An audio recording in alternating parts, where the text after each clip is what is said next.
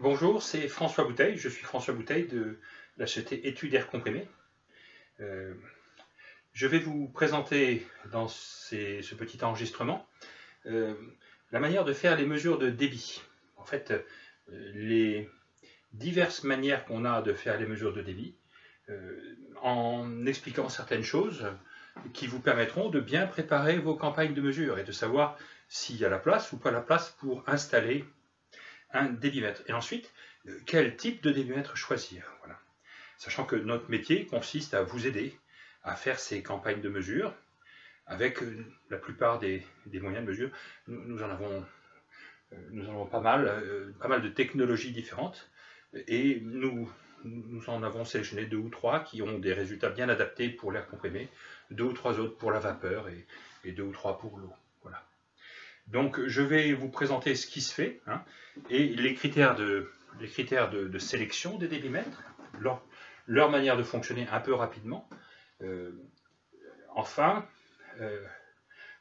la précision qu'on peut en attendre et les règles d'installation de ces débitmètres qui sont des choses qui sont très utiles si vous souhaitez nous passer commande pour une campagne de mesure, par exemple. Voilà. Ou éventuellement participer avec nous à la mise en place d'un plan de comptage en prestation.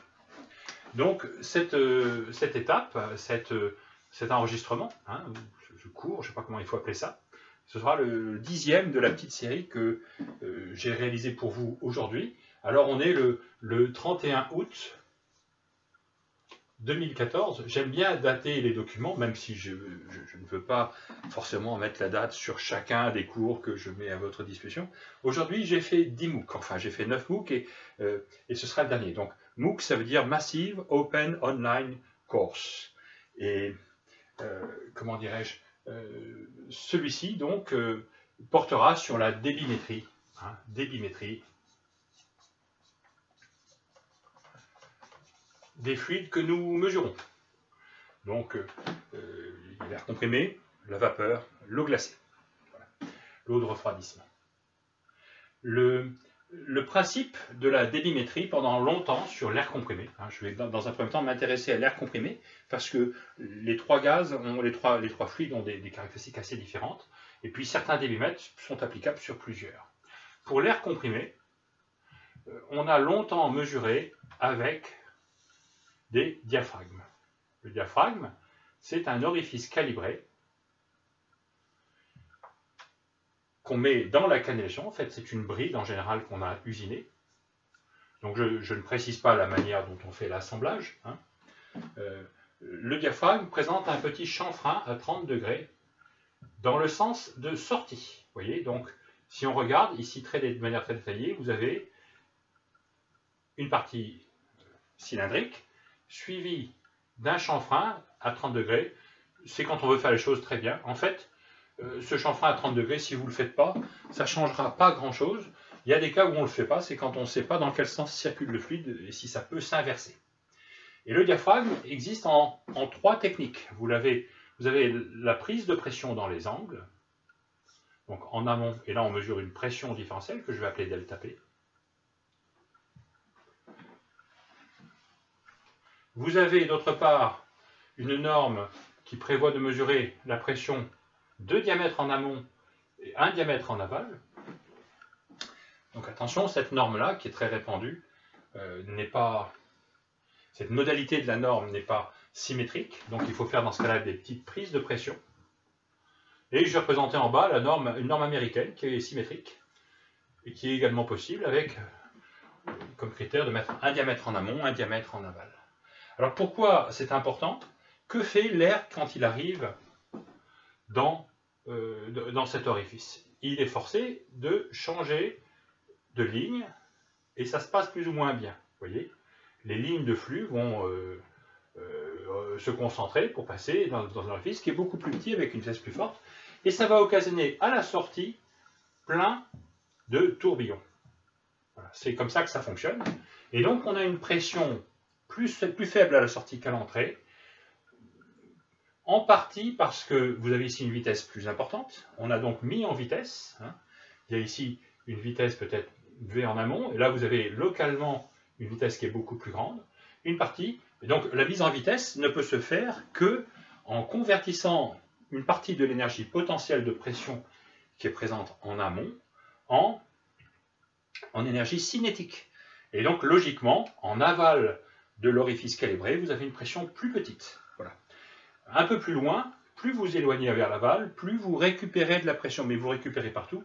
Si vous avez une mesure de 500 millibars sur votre delta P, vous avez une perte de pression visuelle d'à peu près 400 millibars. C'est donc un type de débitmètre qui historiquement est installé partout, mais qui pose un problème pour l'air comprimé, c'est qu'il occasionne une perte de pression et ça nous impose donc d'augmenter la pression de refoulement des compresseurs. C'est pour ça qu'on dit que pour l'air comprimé, ainsi que pour l'eau, c'est une pompe qui assure la circulation, le fait de perdre de la pression est problématique et augmente les consommations d'énergie.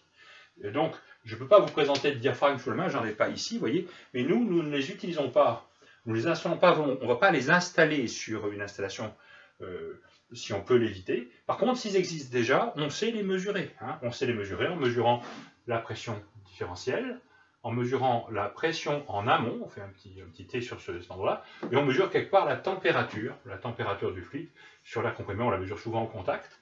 Sur de la vapeur, on pourrait la mesurer par insertion dans un doigt de gant, par exemple. Ce sont les choses qu'on fait. Quand on a ces trois grandeurs, débit, delta P, pression absolue et température, on envoie ça dans un calculateur qui vous donne le débit en sortie exprimé en débit massique ou en normomètre cube par heure, selon, donc c'est soit des kilogrammes par seconde ou des normomètres cubes par heure. Ça peut être aussi des conditions de référence différentes, c'est un des soucis qu'on a avec l'air comprimé. Donc, avec tous les gaz compressibles, en fait, avec tous les fluides compressibles. Comme ça posait des problèmes au niveau des chutes de pression, on a assez rapidement inventé ce truc. Ce truc est un tube de pitot moyenné. Vous voyez comment c'est fait. Il y a deux prises de pression. L'air comprimé ou la vapeur arrive par l'amont. Hein, et on mesure ici ce qu'on appelle la pression totale. C'est la pression d'arrêt, puisque l'énergie cinétique du fluide est entièrement transformée en pression, là où on arrive ici, puisqu'il y a une vitesse nulle à cet endroit-là. Voilà. Là, ça arrive, il n'y a pas de débit. Et vous avez entre les deux, ici, au centre, vous avez une soudure, et c'est complètement isolé. Ce sont deux tubes qui sont collés l'un à l'autre, et qui ont ici une jolie forme. Donc ça, c'est un produit allemand. Les Allemands font un très joli travail.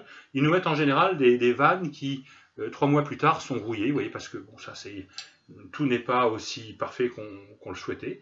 Hein, donc c'est un matériel qu'on ne peut pas réutiliser en fait aussi longtemps qu'on le voudrait, parce que je dirais qu'il faudra en tout cas vous voyez, il y a des parties qui ont un peu rouillé, vous voyez, c'est pas forcément grave, mais si vous voulez un matériel qui ne rouille pas, précisez, si vous achetez un tube de pitot, que vous souhaitez avoir des vannes en inox, vous voyez, sinon vous avez ça. Donc le tube de pitot est un organe déprimogène qu'on va installer dans la canne à peu près comme ça, vous voyez. Hein, on va mesurer la pression différentielle delta P sur ces deux vannes. La pression absolue, bon, on la mesure sur la vanne amont en général, peu importe, c'est pas très important. Le tube de pitot que je vais présenter ici est intéressant parce que, vous voyez, il va être comme ça, avec ces deux chambres de mesure. Ici, les deux petites vannes qu'on peut représenter comme ça, et puis la delta P mesurée ici. Hein, je n'insiste pas plus sur la pression et la température, c'est à peu près pareil. Le tube de pitot fait des pertes de pression beaucoup plus faibles. Une particularité du tube de pitot, c'est qu'il faut faire très attention à l'épaisseur du tuyau. La position des petits trous a une grande importance. Si vous mesurez, comme ça m'est arrivé, sur des tuyaux en PVC, ou en ABS, ou enfin je sais pas, en plastique, l'épaisseur était beaucoup plus importante et certains des petits trous étaient cachés dans l'épaisseur de ce tuyau qui avait peut-être 10 ou 12 mm d'épaisseur. Hein. Dans ce cas-là, la mesure est complètement faussée. Voilà. Cette mesure est également très affectée, contrairement au diaphragme, par la présence d'eau qui s'accumulerait si le delta P était en bas. Vous voyez, le diaphragme peut être un peu affecté aussi. Hein. Voilà. Donc c'est fait pour mesurer plutôt sur de l'air sec ou sur de l'air qu'on purge avec soin, de préférence de manière automatique. Le tube de pitot est une mesure délicate, parce qu'au lieu de mesurer 500 millibars ou 250 millibars en pleine échelle, on mesure quelque chose comme 15 millibars ou 10 millibars en pleine échelle, et on peut être amené comme la perte de pression est quadratique, à mesurer 1/10 de millibar. Vous voyez, donc il faut un très bon transmetteur de pression différentielle pour mesurer au tube du pitot. C'est une mesure délicate. C'est la raison pour laquelle on a choisi d'inventer d'autres moyens de mesure. Donc un moyen de mesure qui est intéressant à envisager, que je vais présenter ici, en allant un petit peu en sens contraire, c'est ce qu'on appelle un tube de Venturi. Pardon, le tube de Venturi va être comme ça. Mon dessin est vraiment pas beau. Voilà, vous avez ici un convergent qui est usiné. J'essaie d'améliorer un peu tout ça en montrant la partie à quoi ressemble l'usinage. Vous voyez. Pareil ici, vous avez un convergent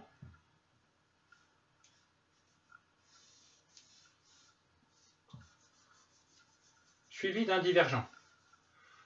Donc la petite différence par rapport au diaphragme, c'est qu'on a évité les perturbations.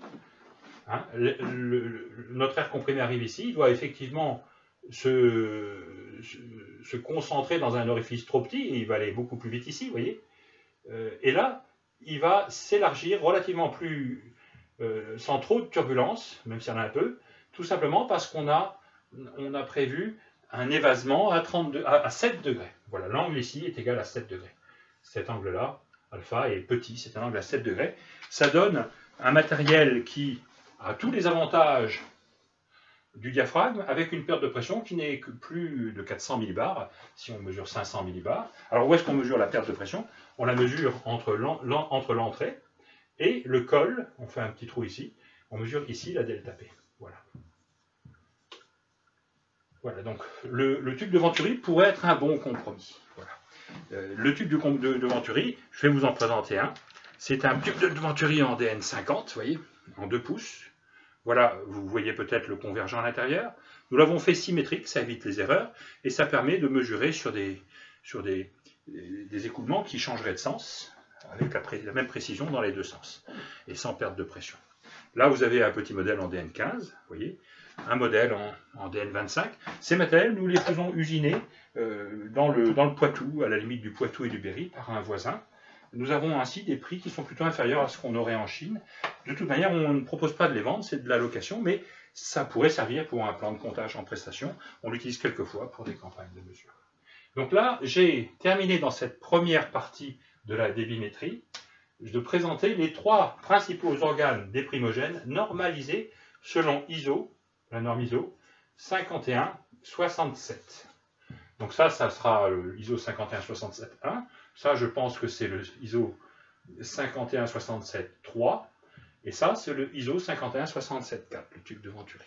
Le numéro 2 est une cuillère qu'on utilise sur la vapeur, que je n'ai jamais utilisée. Un truc qui ressemblerait éventuellement à peu près à ça, vous voyez, et qui présente, à mon avis, un avantage pas évident. Je n'ai pas de critères pour dire dans quel cas la cuillère serait un truc tellement épatant. Vous voyez. La cuillère fait beaucoup de pertes de pression. Elle est certainement très résistante, c'est probablement pour ça qu'on l'utilise plutôt que le diaphragme, parce que sur la vapeur, on risque d'avoir un diaphragme qui s'emboutisse, vous voyez, qui prenne une forme de chapeau chinois, quand vous avez un paquet d'eau qui passe à cause du primage. Donc le primage qui pose des problèmes sur la vapeur dans l'industrie agroalimentaire, parce que vous avez tout d'un coup de l'eau de chaudière qui va dans votre produit, pose aussi des problèmes pour la démétrie, où ça bousille la plupart des débitmètres, sauf peut-être la cuillère et le tube de Venturi qui acceptent d'y résister. Voilà. Nous allons interrompre ici cette première partie avant d'aborder la présentation de quelques autres moyens de mesure très utilisés sur les gaz et ensuite sur les liquides.